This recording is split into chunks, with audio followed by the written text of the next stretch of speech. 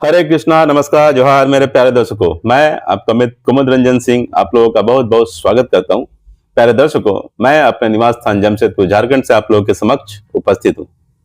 प्यारे दर्शकों, पंचांग के अंतर्गत आने वाले 27 जन्मकालिक योगों की श्रृंखला में आज मैं चर्चा करने जा रहा हूं 13वें नंबर के जन्मकालिक योग की, जिसे हम व्याघात योग के नाम से जानते हैं।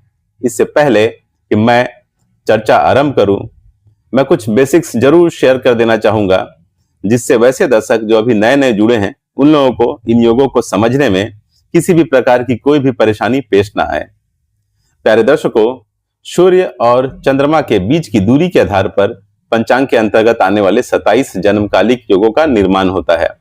27 जन्मकालिक योगों के नाम इस प्रकार हैं: विषकुंभ, प्रीति, आयुष्मान, सौभाग्य, शोभन, अतिगंड, सुकर्मा, धृति, शूल, गंड, वृद्धि, ध्रुव, व्याघात, हर्षण, वज्र, सिद्धि, व्यतिपात, वरयान, परीग, शिव, सिद्ध, साध्य, शुभ, शुक्ल, ब्रह्म, इंद्र और वैधृति। इन 27 योगों में 14 शुभ योग हैं, 5 मध्यम योग हैं और 8 अशुभ योग हैं। 14 शुभ योग इस प्रकार हैं: प्रीति, आयुष्मान, सौभाग्य, शोभन, सुकर्मा, वृद्धि, वज्र, सिद्धि, शिव, सिद्ध, साध्य, शुभ, शुक्ल और ब्रह्म। 5 योग मध्यम योग की श्रेणी में आते हैं, जिनके नाम इस प्रकार हैं: ध्रुव, हर्षण, वरयान, परीग और इंद्र। 8 योगों को अशुभ योगों की श्रेणी में रखा गया है, जिनके नाम इस प्रकार हैं: विषकुंभ, अतिगंड, धृति, शूल, गंड, व्याघात, व्यतिपात और वैधृति। इन योगों का प्रभाव इसमें जन्म लेने वाले के व्यक्तित्व पर तो पड़ता ही है, साथ ही साथ मुहूर्त शास्त्र में भी इसका व्यापक उपयोग होता है। 27 जन्मकालिक योगों में व्याघात योग 13वें नंबर का योग है और इसे अशुभ योगों की श्रेणी में रखा गया है। व्याघात योग के भगवान हैं वायुदेव और इसके स्वामी ग्रह है मंगल। व्याघात का शाब्दिक अर्थ है आघात, अर्थात चोट लगना। व्याघात योग में जन्मे लोग काफी जिद्दी, हठी, गुस्सैल और चिड़चिड़े स्वभाव के होते हैं। इस योग में जन्मे जातक स्वभाव से बहुत इमोशनल और सेंसिटिव होते हैं। प्रायः ऐसा देखा गया है कि इस योग में जन्मे जातक सरल स्वभाव के होते हैं तथा बहुत स्ट्रेट फॉरवर्ड होते हैं। जो कुछ भी इनके दिल में होता है वो बोल देते हैं। इस योग में जन्मे जातकों की उन्नति या भाग्योदय आयु के मध्य भाग में होती है।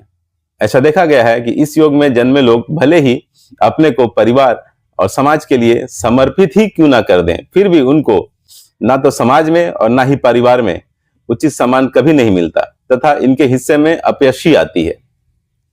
इस योग में जन्मे जातक अपने कार्य क्षेत्र में स्टेबल कभी नहीं हो पाते हैं तथा निरंतर ही अपना कार्य क्षेत्र बदलते रहते हैं।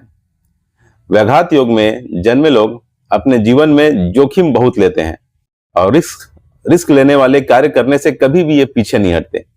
इस योग के अशुभ प्रभाव के कारण इस योग में जन्मे जातक अपने बाल्यकाल अर्थात बचपन में लो इम्यूनिटी अर्थात लो इम्यूनिटी का मतलब हो गया कि रोग प्रतिरोधक क्षमता जो होती है वो कम होती है। इस कारण अपने बाल्यकाल या बचपन में ये बहुत ज्यादा बीमारियों की चपेट में आते रहते हैं और जब कैरियर निर्माण का समय आता है तो उस समय ये एजुकेशन से डिस्ट्रैक्ट हो जाते हैं, अर्थात पढ़ाई लिखाई में ये फोकस्ड नहीं कर पाते। इन अशुभ प्रभावों से बचने के लिए इस योग में जन्म लेने वाले जातकों के जन्म के 1 साल के अंदर तथा 15वें साल में व्याघात योग शांति पूजा अवश्य करवा लेनी चाहिए, ताकि जातक आरोग्य अर्थात स्वस्थ रहे तथा अपने एजुकेशन पर कॉन्सेंट्रेट करके अपने करियर का निर्माण कर सके। मुहूर्त शास्त्र के लिहाज से भी ये बहुत अशुभ माना गया है तथा सभी प्रकार के शुभ और मांगलिक कार्य को इस दौरान त्यागना चाहिए। जैसे शादी और सगाई नहीं करनी चाहिए, गृह प्रवेश नहीं करना चाहिए, नया वाहन नहीं खरीदना चाहिए, सिजेरियन ऑपरेशन नहीं करवाना चाहिए, खेती के लिए बीजारोपण नहीं करवाना चाहिए, देश विदेश की यात्रा नहीं करनी चाहिए तथा विद्या अर्जन का आरंभ भी नहीं करना चाहिए। अगर व्याघात योग में जन्म लेने वाले जातकों की कुंडली में मंगल मारक ग्रह की भूमिका में हो, तब तो इस योग के अशुभ प्रभाव की तीव्रता अर्थात इंटेंसिटी और भी ज्यादा बढ़ जाएगी।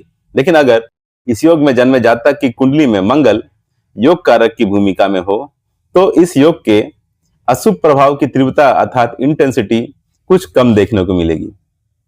प्यारे दर्शकों, इस प्रकार मैंने आज व्याघात योग का संपूर्ण विवरण आप लोगों के साथ साझा कर दिया है और उम्मीद करता हूं कि आप लोगों को ये जानकारी पसंद आई होगी। आज के लिए इतना ही, कल फिर मिलूंगा एक नए योग के विवरण के साथ। तब तक के लिए नमस्कार, जय श्री कृष्ण।